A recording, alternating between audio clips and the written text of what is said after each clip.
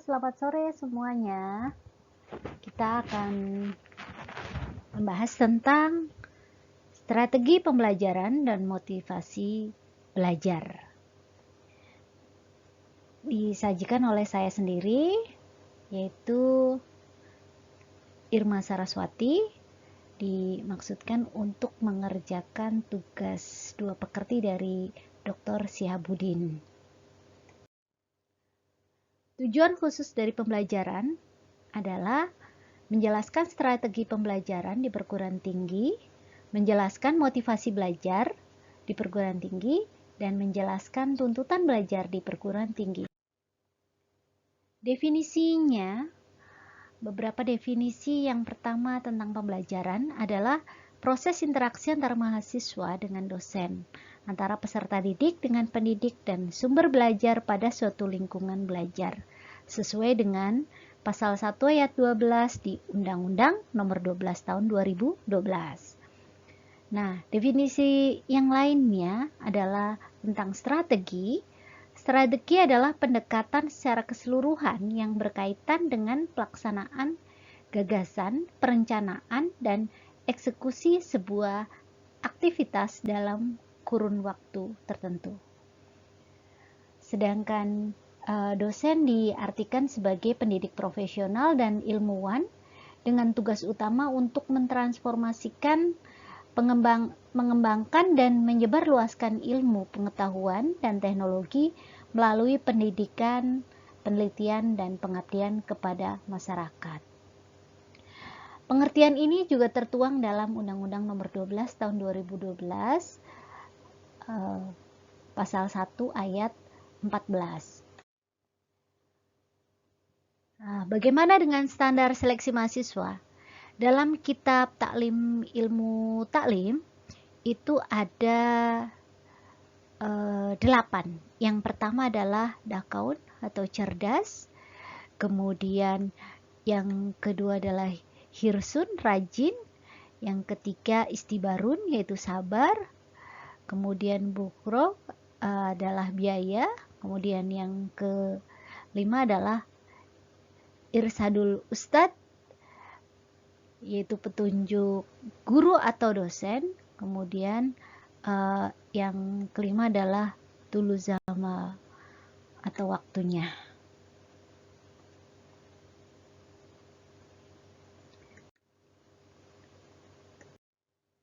Nah, pentingnya strategi pembelajaran yang pertama adalah memberikan rumusan, acuan kegiatan pembelajaran, kemudian yang kedua mencapai tujuan pembelajaran, yang ketiga menarik minat belajar peserta didik, dan yang keempat adalah memotivasi, mendorong, menggerakkan, membimbing, dan mengarahkan peserta didik. Macam-macam strategi pembelajaran. Yang pertama strategi pembelajaran inquiry atau SPI.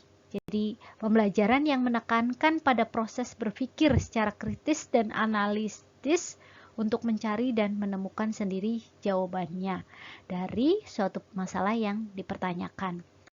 Yang kedua adalah strategi pembelajaran ekspositoris yang menekankan pada proses pemberian pengetahuan atau materi yang diberikan secara lisan atau verbal oleh dosen kepada mahasiswa yang ingin membantu mahasiswa agar menguasai materi pelajaran secara optimal dan efektif.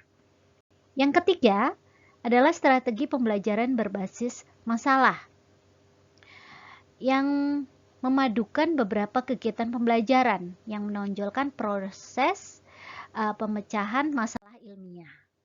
Yang keempat adalah strategi pembelajaran kooperatif. Di sini menggunakan kelompok kecil atau tim yang terdiri dari 4 sampai 6 orang yang memiliki latar belakang yang berbeda-beda, baik secara akademis, ras, agama, atau gender. Strategi yang kelima yaitu strategi pembelajaran meningkatkan keterampilan berpikir.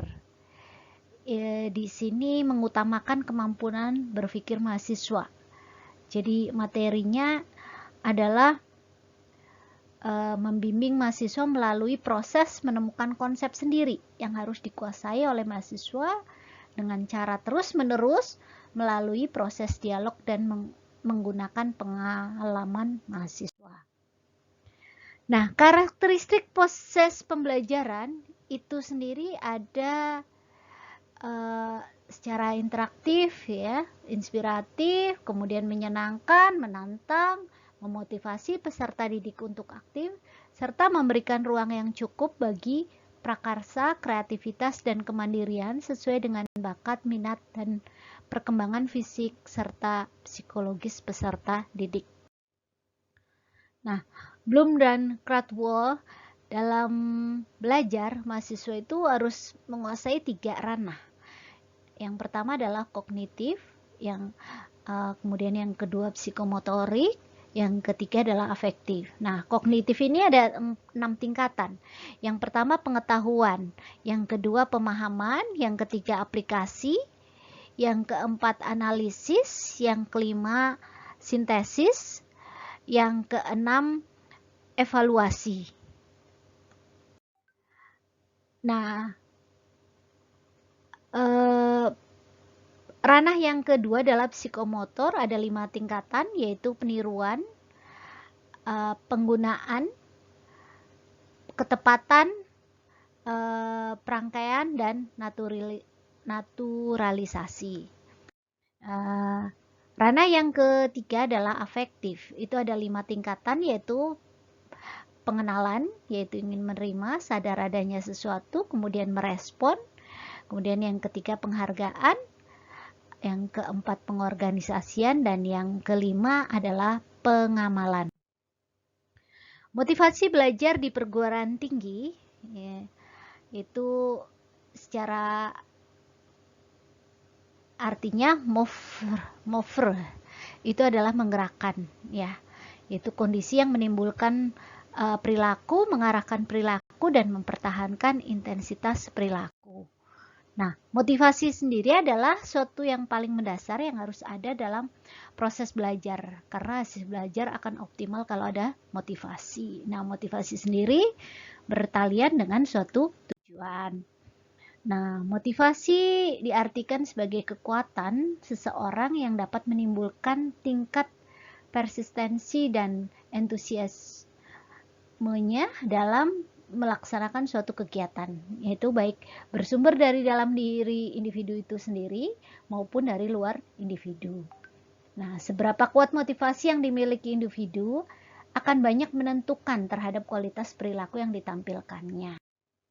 Nah, fungsi motivasi dalam belajar itu sebagai pendorong untuk membuat suatu dari setiap aktivitas yang dilakukan, menentukan arah pembuatan, menyeleksi perbuatan, serta pendorong usaha untuk mencapai prestasi. Bentuk motivasi itu berbeda-beda ya, tapi motivasi itu harus ditumbuhkan oleh dosen atau guru. Cara menumbuhkan motivasi belajar mahasiswa adalah antara lain yang pertama memberi angka, kemudian memberi hadiah, kompetisi, ego environment, kemudian memberi pujian. Nah, teori motivasi ini ada beberapa, yaitu motivasi dan penguatan, mengungkapkan tidak perlu memisahkan antara teori belajar dan motivasi mahasiswa yang telah diberi penguatan untuk belajar gitu. Kemudian yang kedua hadiah dan penguatan, tidak ada jaminan apakah dia akan menjadi penguat yang efektif yang ditentukan oleh pribadi dan situasi. Kemudian yang ketiga adalah cognitive dissonance, yaitu tingkah laku seseorang dengan memberi alasan untuk menunjukkan bahwa dirinya adalah positif, yaitu sehingga teori ini akan membuat orang akan marah atau tidak senang jika nilai kepercayaannya ditentang. Teori motivasi yang keempat adalah atribusi, yaitu mencari penjelasan dan mencoba untuk mengerti mengapa seseorang memberikan alasan, terutama jika seseorang mengalami kegagalan atau kesuksesan. Gitu. Yang kelima adalah self-worth, yaitu menghargai dirinya sendiri. Nah, teori ini adalah menggabungkan komponen motivasi dengan persepsi yang menyebabkan sukses dan gagal. Jadi seorang individu belajar dari persepsi masyarakat bahwa seseorang dinilai karena prestasinya. Strategi untuk meningkatkan kepuasan yaitu gunakan pujian secara verbal dan umpan balik, memberikan kesempatan mahasiswa segera mempraktekkan pengetahuan, serta minta mahasiswa membantu teman yang belum berhasil, kemudian membandingkan prestasi mahasiswa dengan prestasinya sendiri. Pendekatan lain dalam membangun motivasi ada expertise, empati, entusiasme, clarity, dan kultural responsif gitu. Simpulannya bahwa motivasi disesuaikan dengan kondisi bidang dan tingkat kesulitan yang dihadapi peserta didik, kemampuan yang dimilikinya, dan tujuan yang ingin dicapai. Terima kasih.